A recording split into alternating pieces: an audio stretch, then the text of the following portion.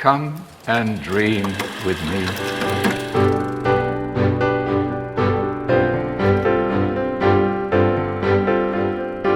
Hello and welcome to this What Do You Want to Watch discussion about our favourite films of 2022. I'm your host, Ashley Hobley. Joining me today, Dylan Blight. I'm going to be here to talk about my favourite films of 2022. Yeah. I'm glad that you're happy to be here to talk about your favourite films of 2022, and I'm here to talk about my favourite films of 2022. It's great I just want to clarify that I'm happy to talk here. about my movies, not your movies. Well, there could be overlap. We don't know. There could be. But then there's still my movies.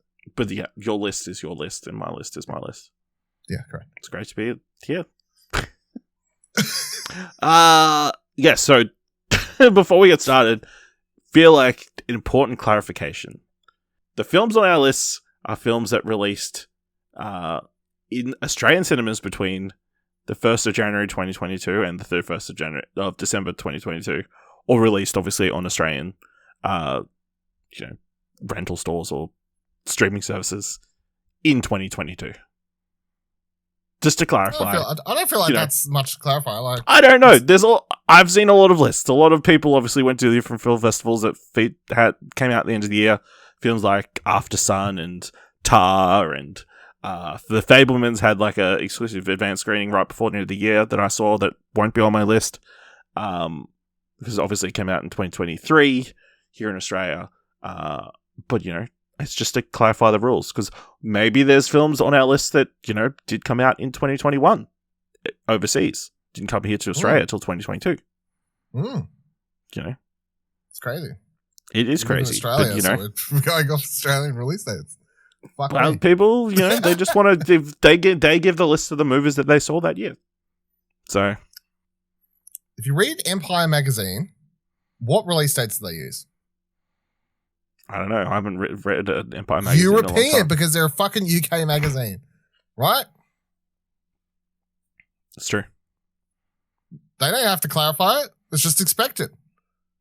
Yeah, but we've got so many international listeners to What Do You Want to Watch that, charting all over the world that, I want to clarify for all our listeners out there. Yeah, that's fine. Yeah. All right. So, yeah, let's jump straight in. Dylan, what is your number 10 film of 2022? I just want to say for my list, so I know we're going to do shout-outs here eventually. Well, not shout-outs, honourable mentions. Yes, we've got a couple of top threes at the end of the episode. Yeah. To give some shout-outs and that kind of stuff. As per usual, my honourable mentions are just going to be positions number 11, 12, and 13. But this is a really hard list. Like, I did a lot of... So, I just want... Like, a very good year for movies. Like, I did struggle to move some stuff around. I tell you what, making decisions for our best of 2022 list, difficult. It was difficult this year. I feel like it was a lot easier last year. Like, I was thinking back. There was 28 films on the shortlist? And we probably could have added more. So I've got a top 20. But that's what I ended up with. And I've had to, and that was pretty easy. So I just had to sometimes I find it easier to pick the top 10 if I do the full, if I can do the full list. If I can move, do the full list. It just sort of helps. All right. Number 10 on my official Dylan Blight's top 10 movies of the 2022 list is The Unbearable Weight of Massive Talent. The Nicolas Cage playing Nicolas Cage movie in which he is hired by Pedro Pascal. He's not playing himself, but another character called Javi, who is a potential bad man who may or may not have kidnapped what is it? I think it's the president's daughter. Anyway, some drug related plot. But the whole point is that Pedro Pascal's character just loves Nicolas Cage. And I remember watching the trailer for this movie going, this could either be really, really bad or really, really good. Unfortunately, it fell into the category of good because I remember when I went into the cinema to watch it, I was like, if they go too heavy on just in-jokes or references to other Nicolas Cage movies, I feel like this is going to fall apart. And this movie does the perfect balance of just referencing stuff, but not in a dumb way. It's the characters just talking about his movies and it sort of feels natural and becomes funny. But then I think the reason I liked it so much is not only because it's really, really funny, but the buddy romance between Nicolas Cage and Pedro Pascal is just so good. Like the two of them on screen are just so much fun in this movie. The back and forth banter. I've watched this twice. I did a rewatch after the cinema as well, so I really liked it. I can watch it again. It's just very funny. Tiffany Haddish is also really, really good in this. But that scene where they get like high as fuck and go into town, hilarious to me both times I watched it, even though I knew exactly what was going to happen. Him trying to climb over that wall. And then Pedro Pascal be like, go on. No, Nicolas Cage be like, Pedro Pascal just be like, go without me. It's fine. It's not very good. So that's my number 10. All right. My number 10 is Cha Cha Real Smooth. The Sundance hit of the year that Apple picked up for a reasonable amount of money that I guess they kind of hoped would be their coda of 2022. Didn't quite pan out that way, but I think it's a lovely movie. Directed and starring Cooper Raiff with Dakota Johnson. Follows a young man just out of college trying to figure out what to do with the rest of his life, who, fills his time as a party starter at different bat mitzvahs and bar mitzvahs for kids that go to school with his brother, who comes to develop a friendship and more with a woman and her 16-year-old daughter who is autistic. Just really lovely performances across the board. I think Vanessa Burkhart, who plays the young girl Lola, is fantastic. And Cooper Raiff, super charming. The story goes in kind of directions you don't expect. I feel like so often there is a bad guy in these kind of like dramas, but I don't think there necessarily is one. It's just a story about people learning about relationships and growing up and life, There isn't always someone behind who's the source of all your problems, that kind of stuff. So I really enjoyed it. It's streaming now on Apple TV, so you should all check it out. Dylan, what's your number 9? My number 9 is a film called Emily the Criminal. So this is a Audrey Plaza starring film in which she plays Emily, a criminal. Shocking. Good bit. So she's sort of this, I think she works at some place that like is a restaurant and like deliver food. It seems like some Uber sort of thing. Anyway, it's a shit job. She hates it. She's trying to get the money. She's trying to like she's studying on the side and she's really good at what she's doing, which is like some art sort of thing. But she can't get a job in that part because she got arrested like when she was 18 for something, or like nothing super bad, but just like sort of holding her up. So she needs money, and eventually some guy at her work at the start of the movie is like, hey, I got this guy, like just go here, follow this place, so do a job. So, and then she turns up this place, and basically what they do is give everyone there a bunch of fake credit cards, and then they like you're a dummy shopper. So they send all these people around. They go use these stolen credit cards to buy TVs, and then they drop the stuff off to these people, and of course they're planning to resell it, and that's how they make money. And then from this, she sort of becomes super involved in this criminal underworld of stealing credit card data and whatever else. And of course things go good and bad as the film progresses. But Audrey Plaza is really, really good in this. It's a very sort of, it's not like a showy performance, but it's like definitely one of her better performances in movies. Like she's really great in White Lotus, of course. So she's just had a banger of a year as far as I'm concerned between this and that. Two of my favorite things I've watched this year, or last year, I guess. But yeah, it's only like a 90-minute like crime thriller or whatever. Her sort of the romance lead, plus also the guy who inspires her, the bad dude or whatever, it's played by Theo Rossi. He's really good as Yusuf. But yeah, it's just like a small indie film that I think they shot in like a couple weeks or whatever, and you can sort of tell to a degree, but it's sort of got that classic filmmaking sense of just, you can tell everything's one shot, let's move on. We don't have the money to do everything a million times over. But yeah, I really, really liked it. It was just like a good classic thriller. All right. My number 9, The Northman. Robert Eggers, Viking epic, starring Alexander Skarsgård, Nicole Kidman, Claes Bang.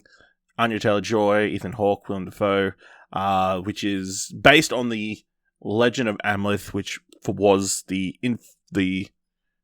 influence for William Shakespeare's Hamlet. Just a crazy vampire.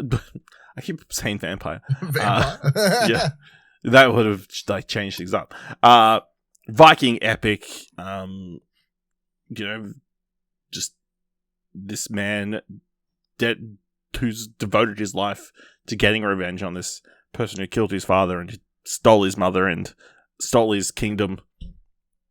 I think Amleth's story is quite interesting. It's just very, very incredibly shot, great music, great performances.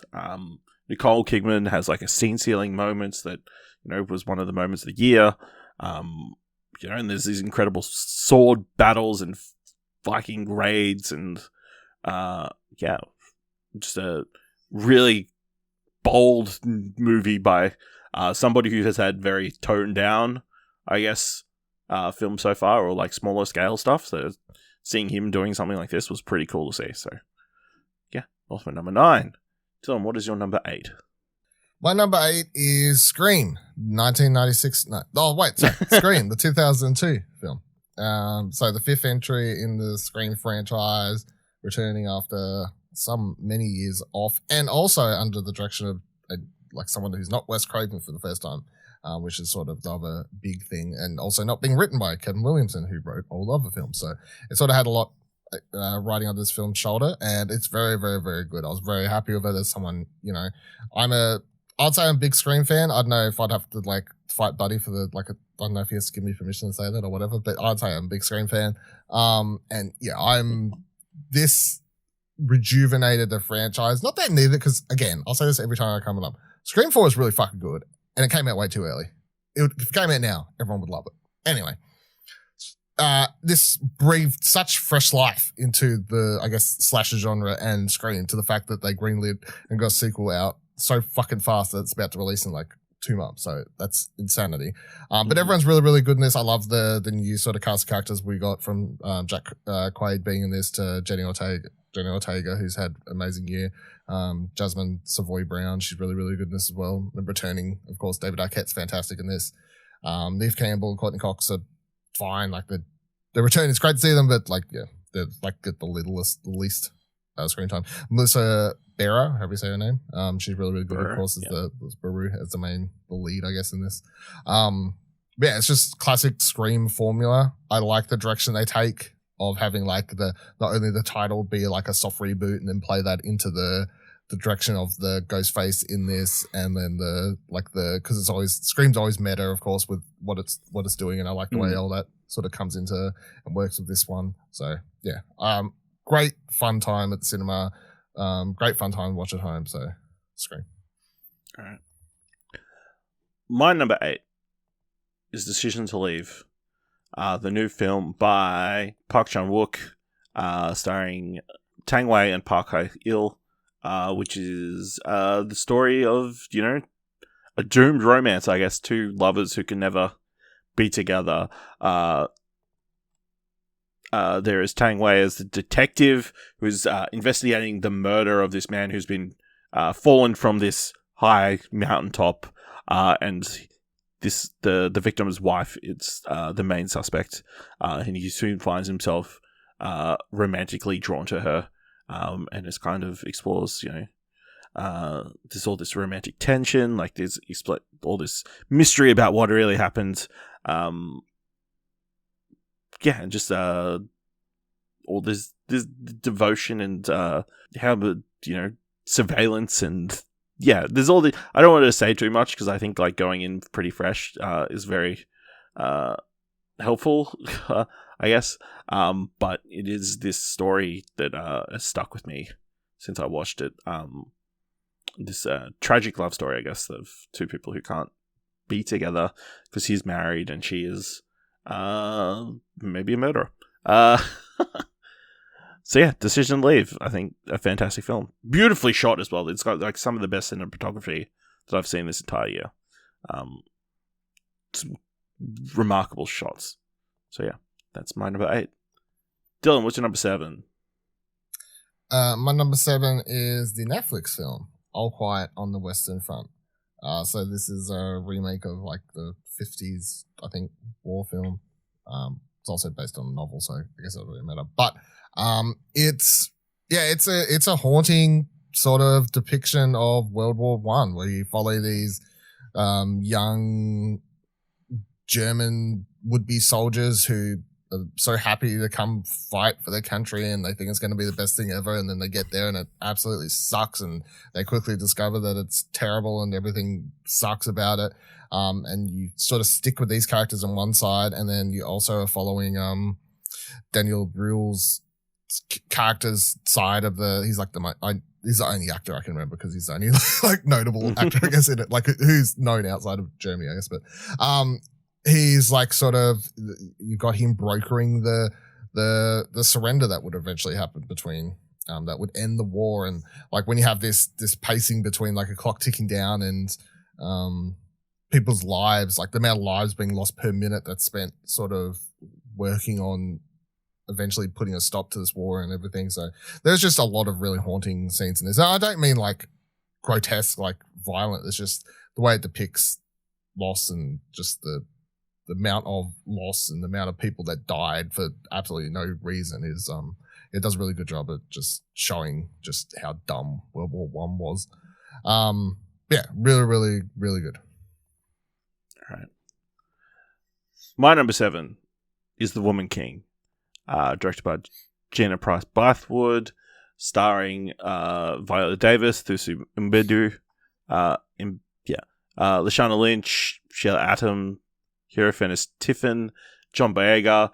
Follows the Dahomey during the 1820s army, a generation of warriors of all women who are, fight against, other forces, protect the nation. And just following Viola Davis's general character and her dealing with, this being the head of this army, but also Thuso Mbedu plays Nawi, a young woman who comes to join the Dahomey. No, Ahoje. Ahoje is the group of warriors. Dahomey is the kingdom. And it feels like a very old school historical epic. You've got these crazy battles. You've got these beautiful, like this epic story of this young woman finding her place in the world, joining this group of women with like-minded ideas and goals. Of course, you've got the elements of romance and like mystery, and there's this whole lineage element to it. And then you've also got, people who want to turn them all into slaves that they have to contend with. Just incredible performances across the board. Both Viola Davis and Thuso, incredible. Lashana Lynch, amazing in this film. Like, if she wasn't a star before, she is a star now after this movie. I think she's stunning in this movie. Just can be an action force. Like, if MGM Amazon was smart, they would like do that 007 spin-off series as quickly as possible. Like, until they figure out what they want to do with Bond. Yeah, I think Woman King was a great experience at the cinema. Just an absolute treat. And yeah, well worth everybody's time. Dylan, what is your number 6? My number 6 is another Netflix film, Glass Onion, a Knives Out mystery. Or as I like to just call it, and so does Ron Johnson, Glass Onion, because that's easy to say. It sounds less dumb. But, so obviously the follow-up to Knives Out, Benoit Blanc, back again, solving of a case. Really love Knives Out. Went into this expecting it to be good. Wasn't sure if I could live up to expectations. I've officially decided I like it just that little. I mean, tiny. They're both very good, but I like it a tiny bit more because I've watched it twice now, so a tiny bit more than Knives Out. I think it's just more fun. Like, it's just more enjoyable to do several watches of this than like they're both fun enough movies, but there's just something about this that I find it's a little less serious.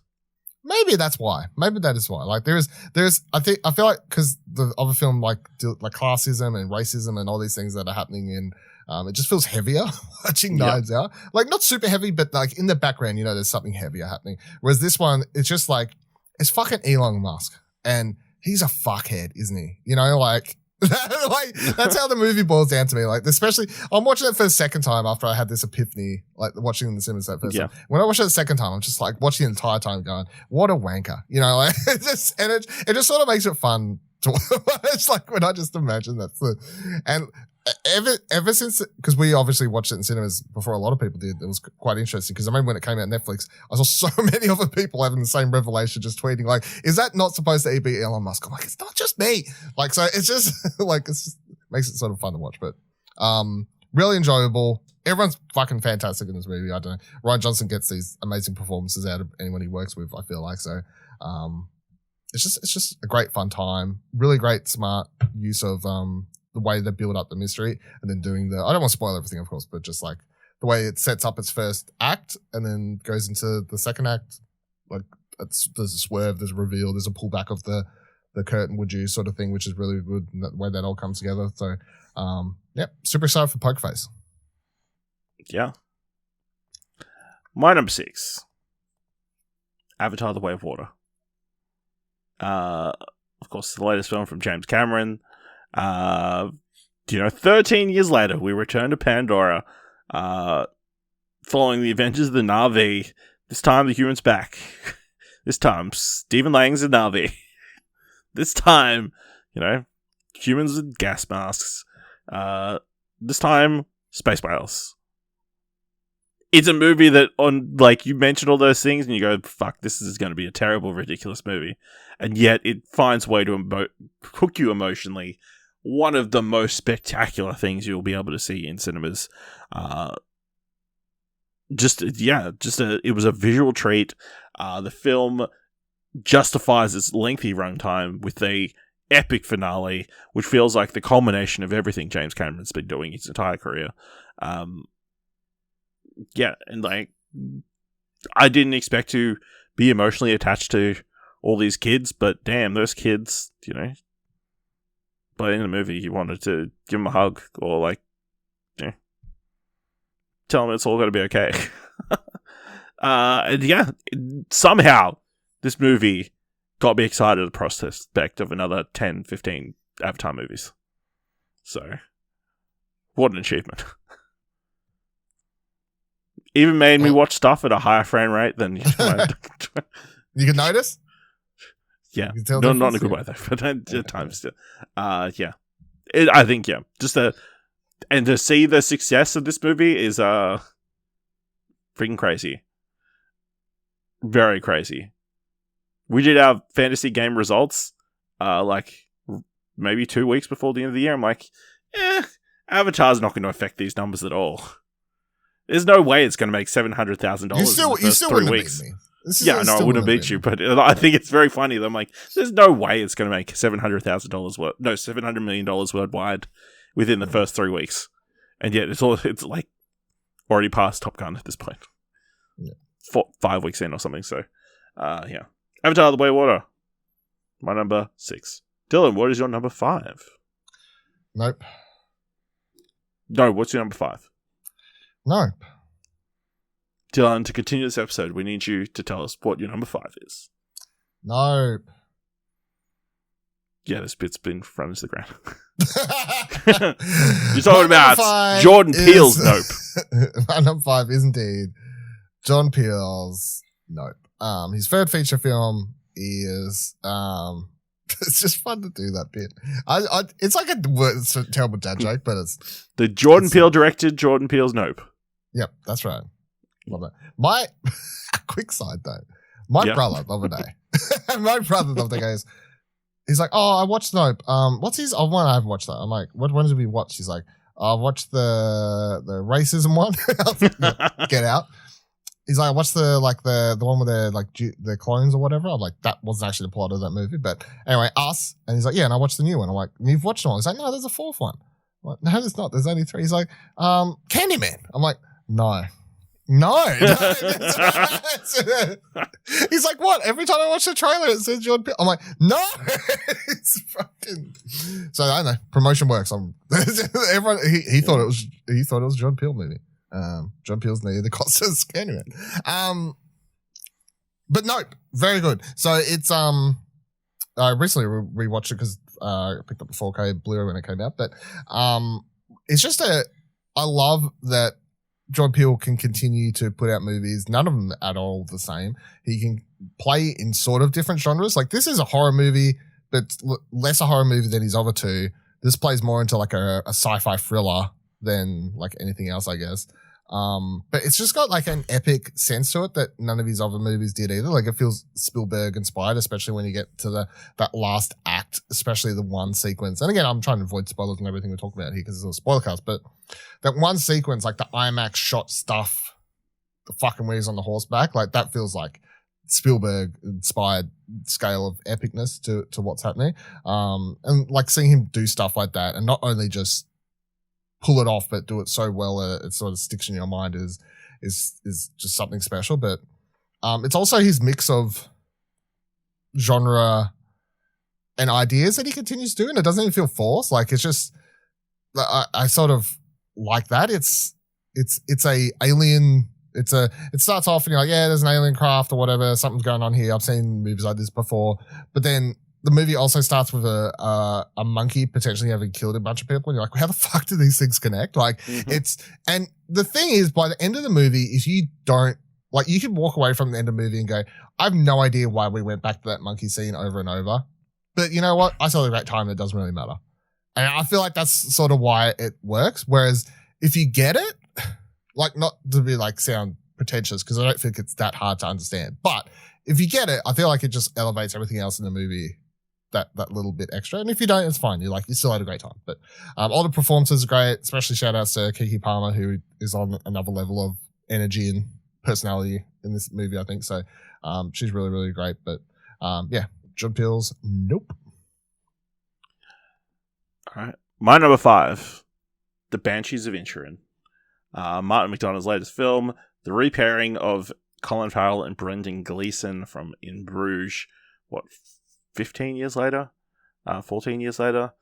It follows, two men during, on the Isle of Inisherin, 1923, two friends who, have to overcome one of them not wanting to be friends anymore.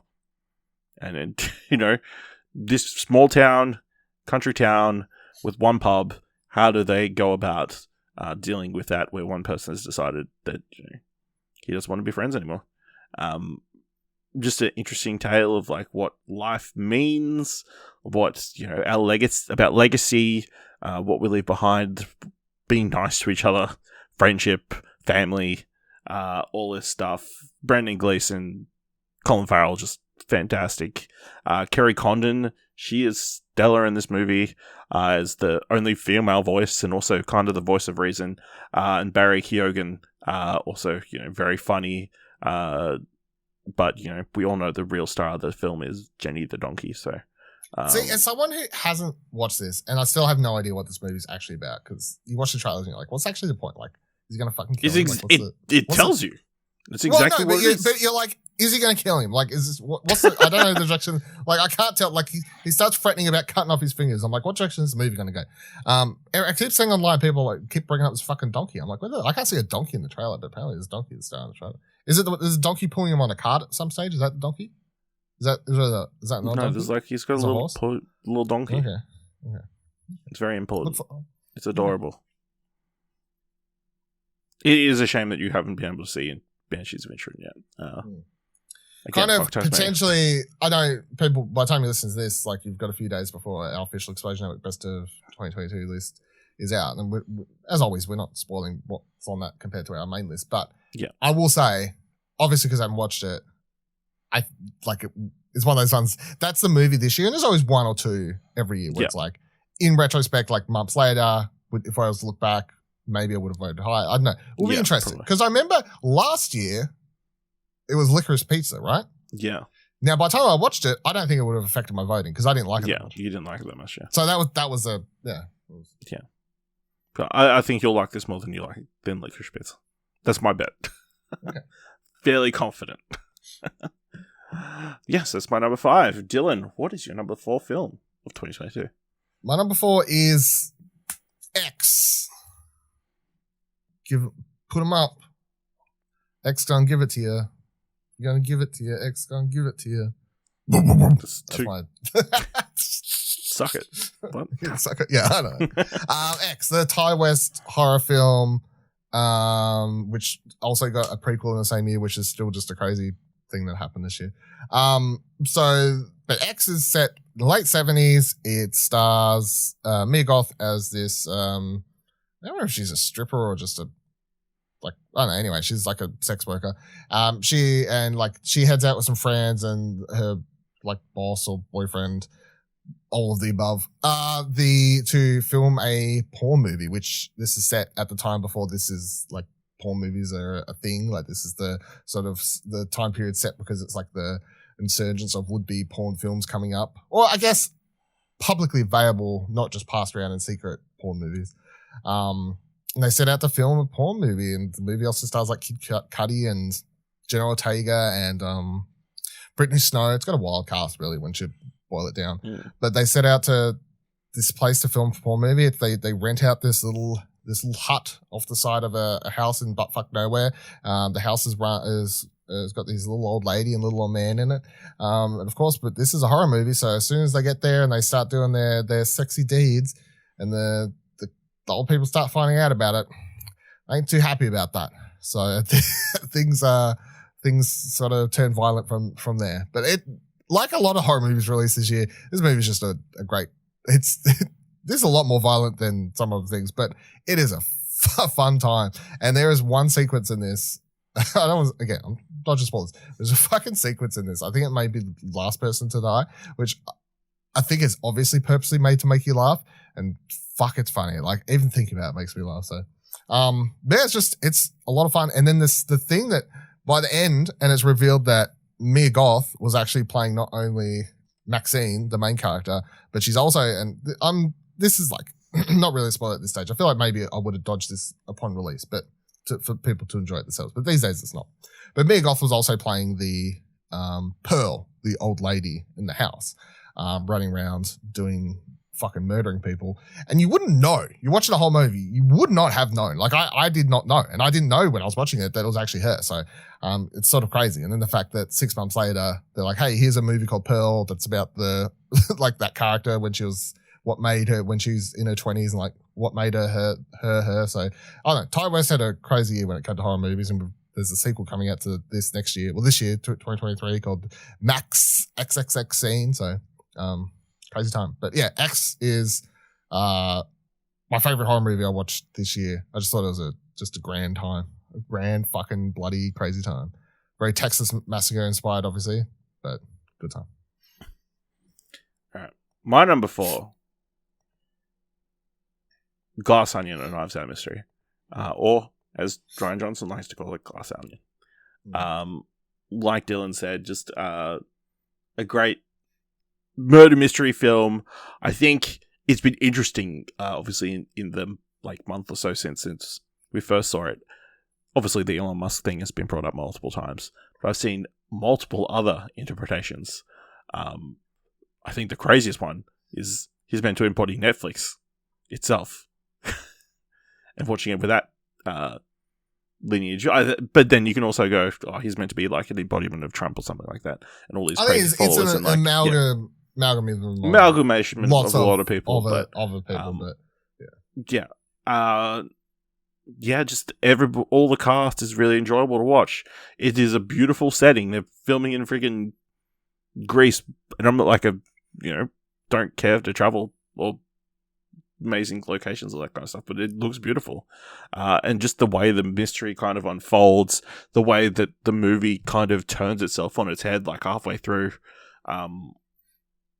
was just a great experience. And seeing it on the big screen again was really enjoyable, but knowing that we're going to get at least another one of these is a delight as well. Getting like a kind of glimpse at Benoit Blanc's home life is delightful.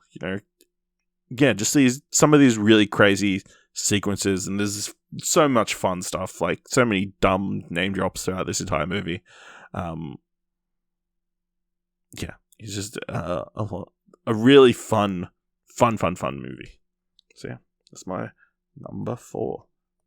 Dylan, what is your number 3 film?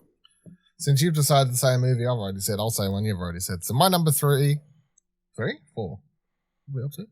Yeah, number 3. Hey. Top 3 time. My number 3 is The Northman. Wow. Why? Wow. What? I don't know. I didn't expect it to be this high. 2, I'm surprised there is so little overlap so far. Yeah.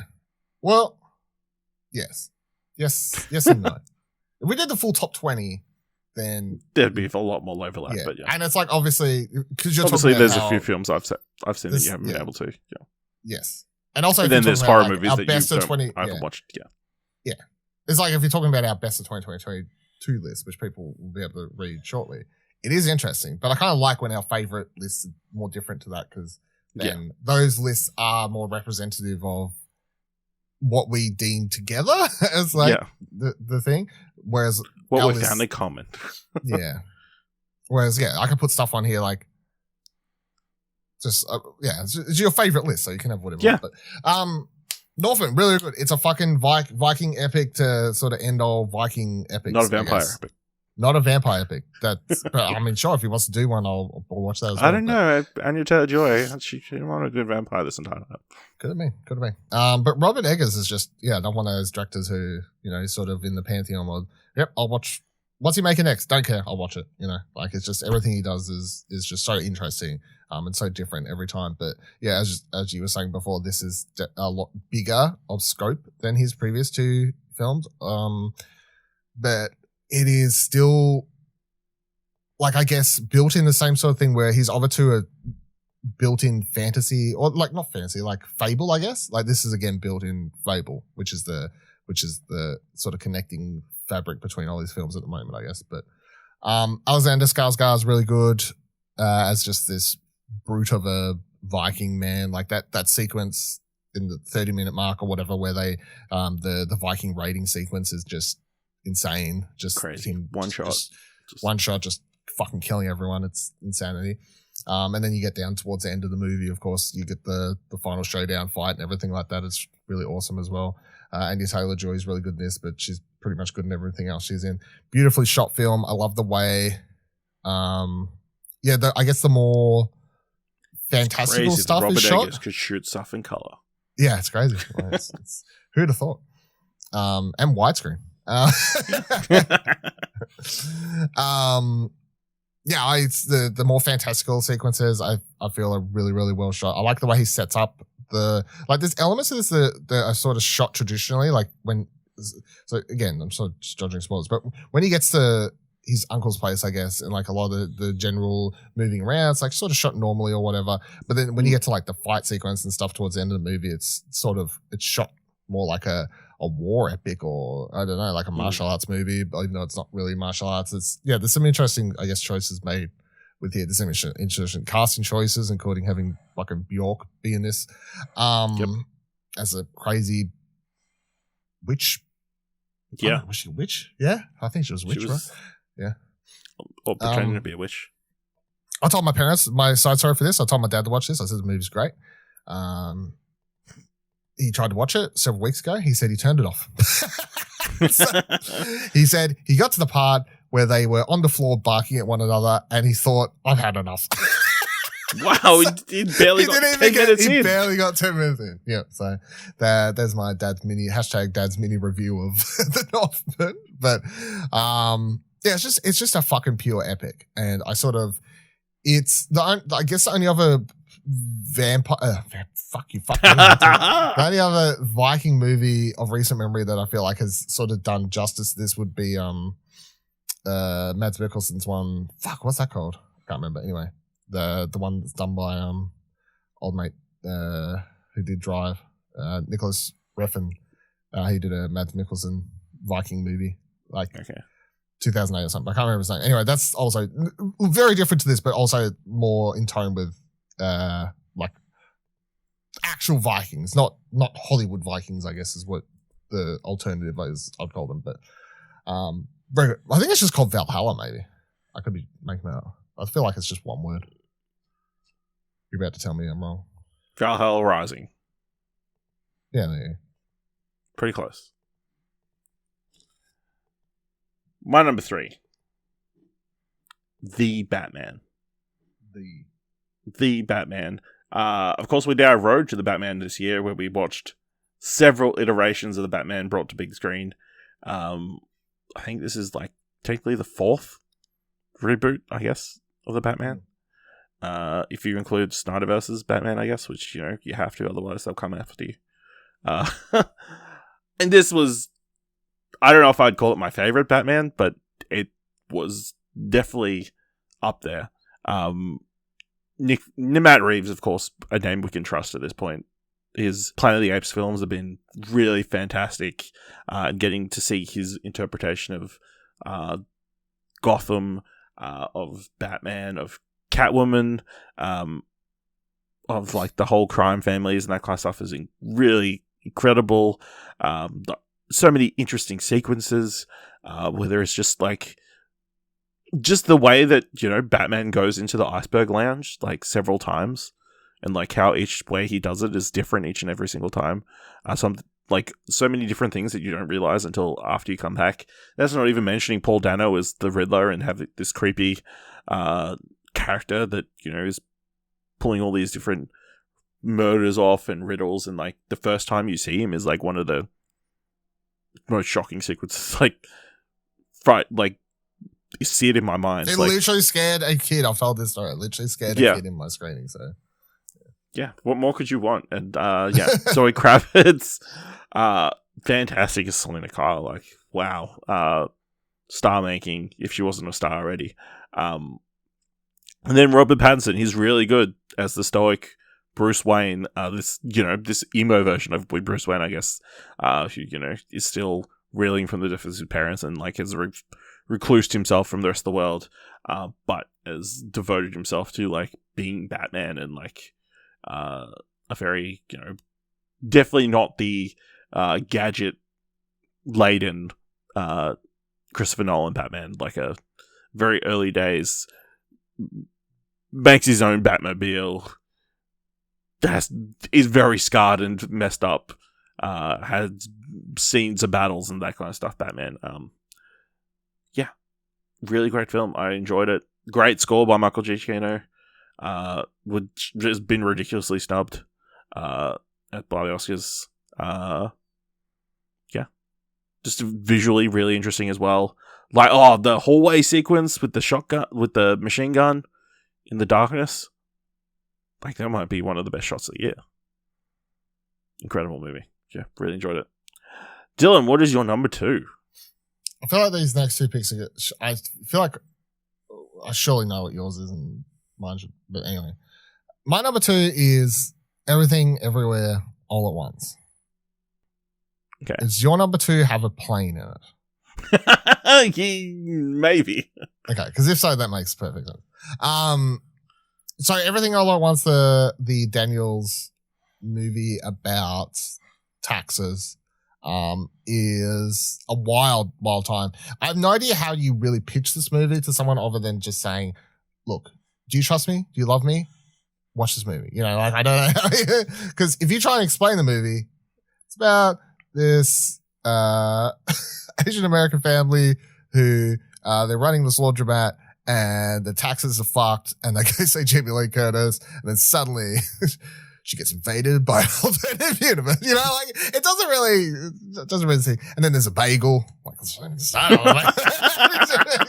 it doesn't make any sense, but it's one of the most highly imaginative movies I've watched, not only this year, but probably in the last like 10 years, or at least, you know, be up there as sort of one of the most imaginative movies. But the reason it's so good, and the reason it's number 2 on my list, and it could be number 1, but it's favorites, and it's, you know, I had to toss and turn a bit. So, but it's really good. The reason it's up here and on a lot of people's lists, I feel like, is because not only is it visually just super interesting, and the insane sequences, and there's a lot of insane sequences in this movie, put together so well. But the reason it's so good is because everyone, by the end of the movie, you're either in tears or have been in tears because you care about all these characters and you have these really emotional scenes. And then there's fucking dicks flying everywhere in between all this. And somehow the movie works. Like, I don't know how it works, but it works. The Daniels have hit this weird magic in making their movies and making the absurd work with the heartfelt. And I don't know how, but I hope they continue to do it. So that's why this is my number 2. Awesome. My number 2 does contain a plane. It's Top Gun Maverick. As someone with absolutely no attachment to Top Gun, have watched it the first time this year. This was incredible, miles and miles better than the first movie, which I'm sure was fun at the time, but fucking hell, Top Gun Maverick goes hard. Like, goes fast. Just Joseph Kosinski managed to pull off some sort of crazy miracle by, making this movie feel needed and wanted. Possibly the best legacy sequel that we've gotten so far. I don't feel like I couldn't think of anything off the top of my head. But, Tom Cruise returning to the role as, someone still wanting to be a fighter pilot, still want to go as far as he can in planes, who gets recalled to Top Gun to train a bunch of fighter pilots to go on the craziest mission possible, pretty much. Like, the way they've described it is they went to people and said, hey, what's the most dangerous mission we could possibly assemble? But also, what's the most dangerous thing that could be possible? But also, can we do it in the daytime? Add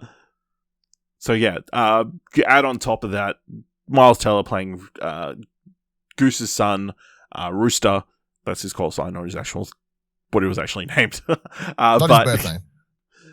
That's it. Just the tension there.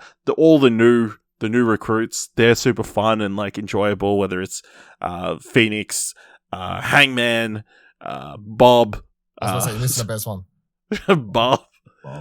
Just super enjoyable. And then you've got this lovely relationship between Tom Cruise and Maverick and Jennifer Connelly that is like a real romantic through line of the film. It just feels really wholesome and enjoyable. But then it has these crazy thrills. Just an incredible movie. So happy it was so financially successful. Like, insane that it made so much money, but it's well deserving. Just, you see, like, obviously there's so much talk of them actually being inside the planes and shooting it that way. And it pays off. I feel like the last 30 minutes is easily up there with the last 30 minutes of any film that came out this year. Top Gun Maverick. Dylan, what is your number 1 movie of 2022? My number 1 movie of 2022 is Top Gun Maverick. What? Like everything you've just said. I love a good action movie. Like, I shit on a lot of action movies, but that's just because they're not very good. But fuck, I love a good action movie, and I get behind franchises that do action right. And this, I think I'll repeat a line I've probably said several times already, and the way I described it to people when it was out to try and like get them to go watch it, I was like, this is the best action movie and the best experience watching an action movie I had in the cinema since watching Mad Max Fury Road. Because I remember watching Mad Max Fury Road and just seeing them on those fucking cars and the music and the speakers blaring and just being like, I've never seen anything like this before. Like, you're experiencing something new. And when you watch this and they're in those planes, your mind just goes, I've never seen this before. I've never seen like action shot like this, because who the fuck has ever put people in planes like that before? Who's just seen the G-forces and all these things that you've never witnessed before. Like, you can't act G-forces. You can't act G-forces. Yeah. there's just that. And that last sequence, I actually think I was more like, my heart rate would have been higher in the last half hour, 45 minutes, whatever it is, like especially during the actual flight sequence, my heart rate would have been higher watching that than any like horror movie I watched this year, right? Or anything. Like, I think that gave me a much higher thrill than anything I watched this year. I was just like sort of actually edge of seat. But there was a moment where I became aware of like me being thrilled, which is like a sort of weird thing to describe, but like you become self-aware that you're like, I'm having a thrilling time right now. You know, like it's just like, I'm enjoying the cinema experience to its fullest potential right now. But it's like, yeah, this is the whole reason, like when people talk about cause I've watched that at home. It's good. It ain't the fucking way you should watch that movie. Like if you missed out watching Top Gun Maverick in cinemas, which I don't know how they left Apparently it. They kept playing it in cinemas because it was fucking there for like weeks and weeks. I'm sure there's like a small amount of people that didn't watch the cinema, but you fucked yourselves hard. Like, because this was a movie and like Tom Cruise shelved it, like, you know, as the producer, and he would probably kill someone if they tried to tell him no. He just fires people. I'm surprised it came out on streaming services at all. You know? At all, yeah. He would just like, he's like, this movie. It's like, we're just going to play this in cinemas in perpetuity. It's like, even if it's just one showing a week. Yeah, wouldn't have surprised me. Yeah, like him, like being like, no, we're shelving this until it can go on cinemas. Like, what a payoff that is, because not only did it make the movie way more money than it would have if they dropped it on Paramount Plus, but like it is that thing, and like I get really annoyed when I still see people online complaining about cinemas and all that sort of stuff. I'm like, you just like I fucking hate you so much. Like I really get, I don't think there's a topic that annoys me as much. And like I see people I respect say it, and I see people like I like say it, and it's just the one topic where I'm like, fucking this is that, like if we was having some drinks at a bar, this is the one topic where I'm like, maybe I should walk away now because I may say something that you won't like sort of like that's why, because I don't get it. Like I really like the cinema doesn't need to exist anymore. I'm like, you didn't watch Top Gun Maverick. Like this, I understand. You didn't see like, Top Gun Maverick the way it was meant to be seen. Yeah, if you don't want to watch fucking the next rom-com in the cinemas, fine. I understand how you could watch that at home. Like, still understandable. But when we're talking about the full cinema experience, we're talking about fucking Top Gun Maverick. And we're talking about this movie is never the same. Like you can't, I don't care if you've got a 98-inch TV in your lounge room with surround sound system or whatever, it still ain't the same as watching it in the packed cinema with people on the edge of their seats with you experiencing that thrilling final sequence where they're really in fucking planes for some reason. It's insanity. And it's why it's my favorite movie of the year for sure. All right. Great. My number one movie of 2022. It's Everything Everywhere All at Once. I know, what a shocking revelation. Yeah, just the wildest cinema experience maybe ever, I think. Just it was a movie that you did not know what was coming next, and you were delighted by that fact, and it managed to pull despite having all these crazy, wild, disparate ideas, it manages to pull them all together and then has an emotional through line that I feel like anybody can relate to, about family, about self-acceptance, about what do we owe to each other, about niceness. So much about this is like, I love Waymond as a character. I love Michelle Yeoh. She's fantastic. So many. This was meant to be the year of multiverses. This was meant to be the year that Doctor Strange, but the Multiverse of Madness came out. We were all going to go crazy about it. But this is the movie that turned out to be the master of multiverses, with so many different iterations of Michelle Yeoh. As much as I love the movie, the story around the movie is just as good. All the different through lines. Michelle Yeoh finally getting to a chance to show what she's capable of. Ki Kwan coming back after 30 years out of the business. That little kid from Temple of Doom, all grown up. Did you know apparently his entertainment lawyer? His lawyer is from Goonies? Chuck, No. Yeah, from Goonies. Goonies. Chuck or Chunk or whatever. I don't know. I was saying Goonies. Yeah, so he closed Goonies the deal stick to get him in this together. movie. They do. Yeah, just that. And then, just such an incredible story. So many incredible, bizarre, laugh out loud moments. whether it's someone fighting with a dog as a nunchuck, or Wayman's using a fanny pack to fight off a bunch of security guards, or yes, someone sticking some trophies up their butts. It is one of the singular craziest cinema experiences I've ever had, and I'm so glad that it was put out, because it could have easily not been made. There was a version where they were going to have it starring Jackie Chan, which I'm sure that would have been cool, but it wouldn't have been this. So I kind of, just quickly on that narrative, because like I know they talk about this.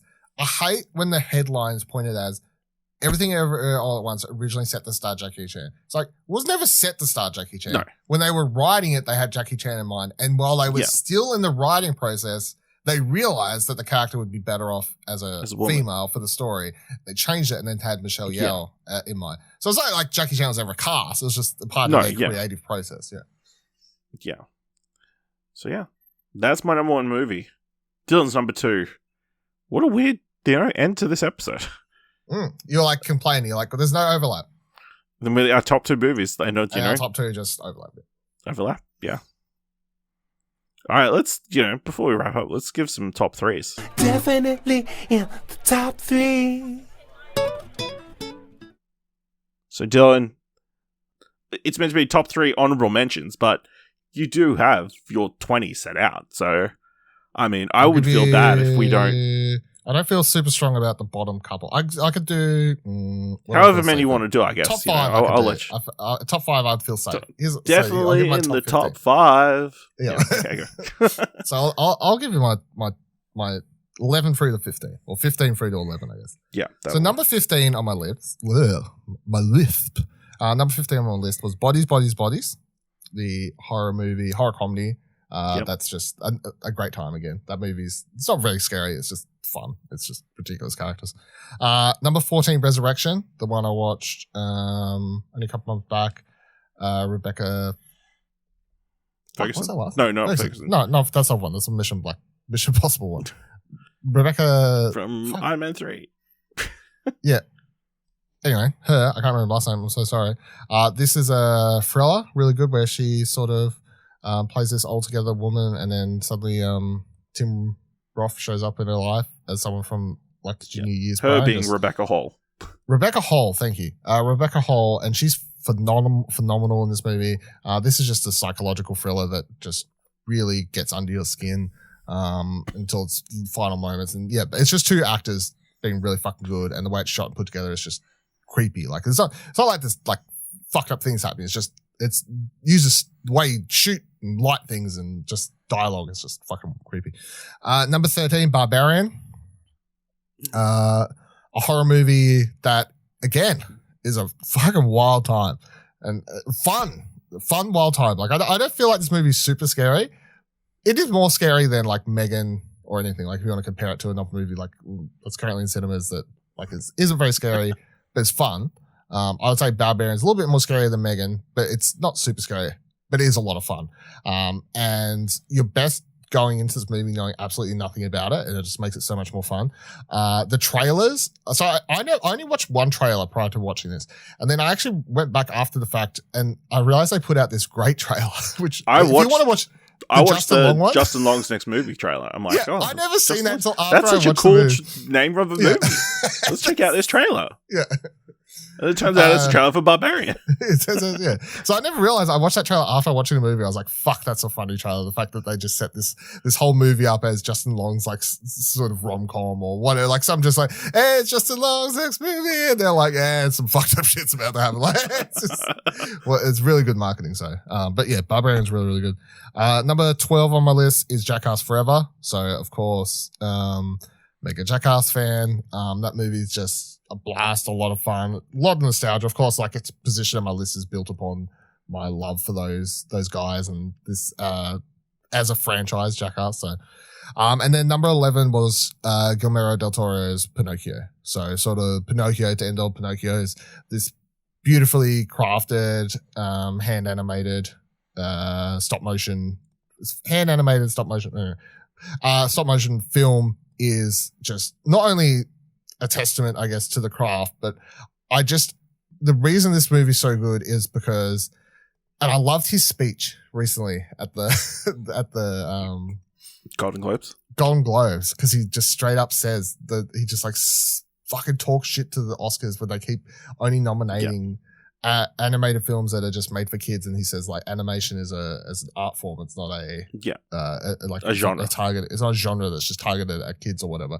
And he talks about how this movie isn't for kids. Kids can watch it. They want, they may have questions and stuff like that, because that's the thing. Like I really don't feel like Pinocchio is a film that kids can't watch. I do think it's not fun, and it's not fun enough that they'll enjoy it though, which is the thing. Like that your kids can watch it, sure. It's not like it's PG probably, I think is all it's rated. Like, but I do feel like it's deep enough that it'll bore them or go over their heads. Cause like thematically, this movie is much more interesting than any of the Disney Pinocchio variations. Like the setting it in the particular time period, dealing with fascism and all these other things, is just makes the whole story a lot more interesting than it's a wooden boy who wants to be a real boy sort of thing. So, yeah, that's my 15 to 11. All right. I only had 3 honorable mentions, but I'll throw another 2 on there to continue this top 5. Mine are not 11 to 15, but it's just some films I feel like I want to highlight at the end of the year. So first up, Chip 'n Dale Rescue Rangers. A wild movie. Just so many unexpected moments and cameos and properties that you wouldn't expect them to be able to involve in this. And just a beautiful, incredible movie. Just a lot of fun. Emmy Award winning. The Lonely Island dudes just having a ball with this property, and is an ode, kind of a weird ode to animation and those stories. So that is one. Bros. Fun gay rom-com. Just a gay rom-com. Just a rom-com in cinemas. Crazy concept. For some reason, you saying just a gay rom-com reminded me of that fucking British clip that's just been going around. We're just regular men. We're just innocent men. We're just innocent men. Because every time I see that on my Twitter timeline, it just fucking makes me laugh. Yeah, just a really fun movie, but also obviously so important. Like getting, Billy Eichner, very funny, but obviously the continued normalization of gay relationships on screen. This being the first gay rom-com, big budget rom, like big, obviously there's pushed by a big studio, big budget. It made absolutely no money, but you should go check it out because it is very funny and like. The 2 leads are very charming, and you get invested in their relationship and that kind of stuff. So Bros would be on my honorable mentions list. I'll also mention, I would say, Black Panther: Wakanda Forever. It's probably the best of the Marvel movies this year. Low bar, obviously. I mean, yeah, it was. But there's some pretty incredible sequences. The introduction of Namor to the MCU might be a pivotal moment. I think he really interesting juxtaposition to the Wakandans. Angela Bassett kind of steals the show with a great performance. And also like a fitting tribute to Chadwick Boseman and his portrayal as T'Challa. Just kind of seeing the legacy of the Black Panther continue was a delight. Puss in Boots: The Last Wish came out right before the end of the year. Yes. I didn't watch this. Everyone's talking about how good it is now. It is so good. I think it pips Pinocchio for best animated film of the year. Wow. They go so hard and like unnecessarily hard. This is a Puss in Boots movie. This is a spin-off from their big franchise Shrek. This shouldn't need to go hard, but it tackles the idea of mortality like right off the bat. There is an embodiment of death involved. There is so many like elements to this. He retires and is kind of dealing with having to live the rest of his days as not this swashbuckling adventurer. Obviously, I don't think you needed to watch the first Puss in Boots movie to get anything out of this, because I certainly don't remember watching the first Puss in Boots movie, and I think this is fantastic. You also get Goldilocks and the Three Bears. Goldilocks, voiced by Florence Pugh. Mama Bear, voiced by Olivia Colman. Papa Bear, voiced by Ray Stevens. No, Ray Winston. Like, what a great trio. That whole storyline is just as moving as the Puss in Boots storyline. Why has no one told me this before? And then you get John Mulaney as Jack Horner, who's just hoarding all magical equipment. Oh, so good. Need to see it. Need to check out Puss in Boots: The Last Wish. It's incredible. And then my number 11 and my last honorable mention, After Yang, the Kogonada film about a family whose android surrogate son dies or stops working, and then kind of trying to deal with that, and then looking into his memories and how that kind of affects them and everything. Colin Farrell, great performance. If I was to give an award for one of the best actors for the year overall, it'd be Colin Farrell. Between this, Batman, and Banshees, I think he's incredible. Well, he's had a year. He has had a fantastic year. Beautifully shot, very moving and touching. Definitely a small movie that I don't know if you can. I don't know if you can watch it easily at the moment, but I would definitely highly recommend it. I've seen it on. It's rentable. Yeah. It's rentable. Yeah, just a small, tender sci-fi movie. Weirdly, in which Colin Farrell makes a lot of tea. It's fair. All right. Let's do our second and final top 3 list, or our only top 3 for this week. I only have 3 of this episode. So this is top 3 films not from 2022. Generally, films that are new to us. Yes. So yeah, Dylan, what's number 3? I was like, I went through. So obviously, I did the same thing I did last year. I just go to Trakt, sort of by movies, just look through your 5 pages or whatever. To look for films that you watch for the first time this year that aren't from this year.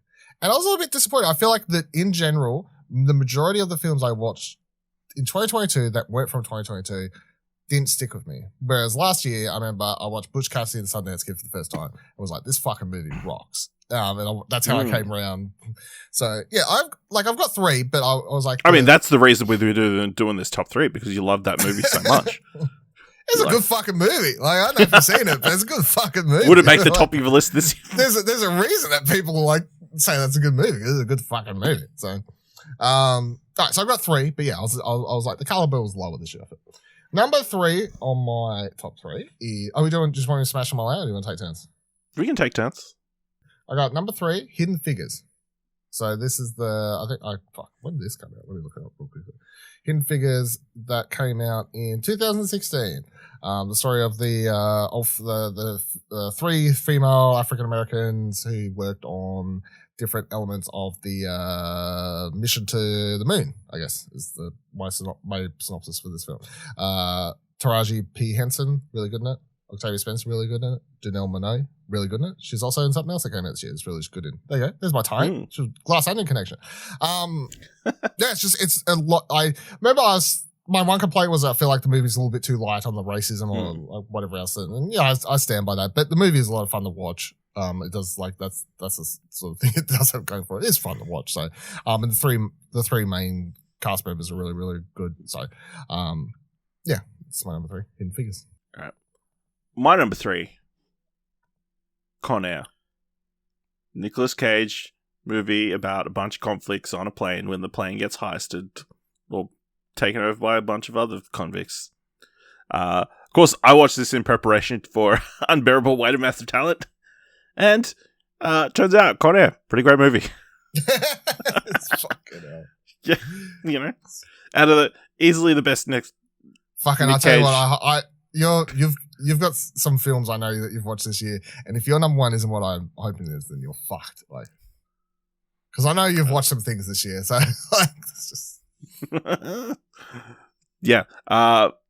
really fantastic, a lot of fun. You know, Nicolas Cage being Nicolas Cage, and like John Malkovich being John Malkovich, and so many other characters in this movie. Why didn't anybody tell me to watch it before? So yeah, Connor. My number 2 is the 1996 film by David Cronenberg, Crash. Very weird movie, but very well, like all Cronenberg movies, like the commitment to his vision, I guess, helps with the film. So, but it's about James Spader's character who has a car accident and then sort of falls in with a bunch of other people who sort of fetishize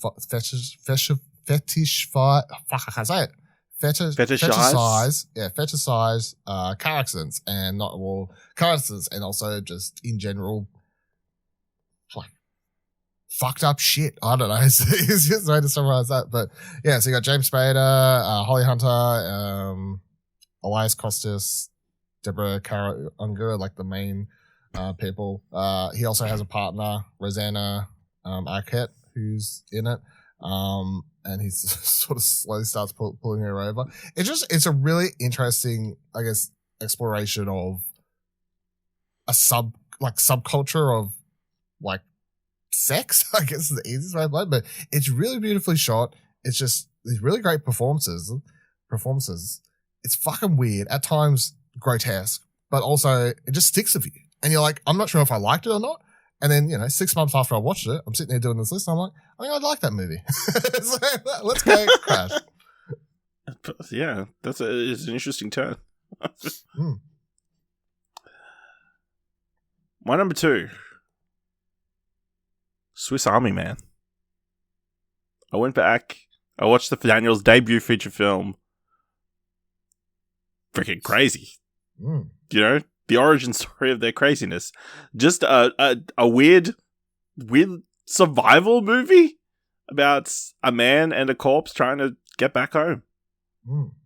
And, one played by Paul Dano, and the corpse played by Daniel Radcliffe, who magically comes to life. And, there's wild, crazy adventures in the woods together. Just it's a film I'll never forget. Sure. That dead body can do anything. A dead body can do so many things. Yeah. It's crazy that we don't live in a world where dead bodies are used for everything. We're really not utilizing. We're underutilizing our dead body. We're not using this incredible natural resource that we have. Corpses. You ride those things like a fucking speedboat if you did that. Dylan, what is the number 1 movie not from 2022 that you watched this year? My number 1 movie is a movie that you can actually hear me talk more about because we did spoiler cast for it. It's 20th Century Woman. So the Mike Mills movie about how do you describe this movie? It's about this family, I guess, even though they're not all related or whatever. But you got the young kid, and then you got the older character, and then you got the middle-aged characters and stuff. No, I guess it's just sort of it's about generations. It's about generational changes between the way, I guess, women view themselves and also the way men view women. And it's a very interesting film. Stuck with me, very beautifully shot, fantastic acting by everyone around. Of course, it's not a bad performance in it. I like the way it's like structured with these sort of interludes of commentary and also like news tying into real events and all these sorts of things. It's really well paced and put together in that way. But yeah, very interesting film, very well put together character piece. Really, really enjoyed it. All right. My number 1 is also a movie that we've done a spoiler cast for. It's Old Boy, directed by Park Chan-wook. The revenge, I guess, film about a man who's been held hostage for 15 years. Who gets released and then tries to uncover why he was captured and put in this position. Just a wild, I keep saying wild, crazy story. Incredibly violent, incredibly heartfelt at times. Just a engrossing movie that I can understand why Park Chan-wook is one of the most well-regarded filmmakers going around, why Old Boy is held in such high esteem. Best movie I watched, not from 22. We got 2 comments. Not from 2022. You seemed very adamant, like, that you didn't want to watch this when I was like, let's watch Old Boy and everything like that. Like, I don't know if you heard it. Yeah. Like, It's just one of those things, I'd heard things about the film. it's fucked up. That was fucked up. And It is fucked up. It is fucked up, and it turns out I enjoyed that level of fucked up. Yeah? And number 2, did you not watch Jaws this year? Dylan, You fucked. You are so fucked. Like, you did not make the top 3. You are fucked. Like, Dylan, let me tell you, yeah. it probably would not have been number 4. Because, 20th Century Women, that was a pretty great movie. I really enjoyed it. Oh my god. That was Jaws that makes something. You're. Check out ExplosionNetwork.com because, I'm playing. What was your number 3? Con Air. Jaws is Come way on. better than Con Air. No, Jaws is way better than Con Air. Like if you want to keep Old Boys number 1, fine. Number 2, whatever. But fucking Jaws is way better than Con Air. Yeah, people have. Jaws would eat that fucking bear.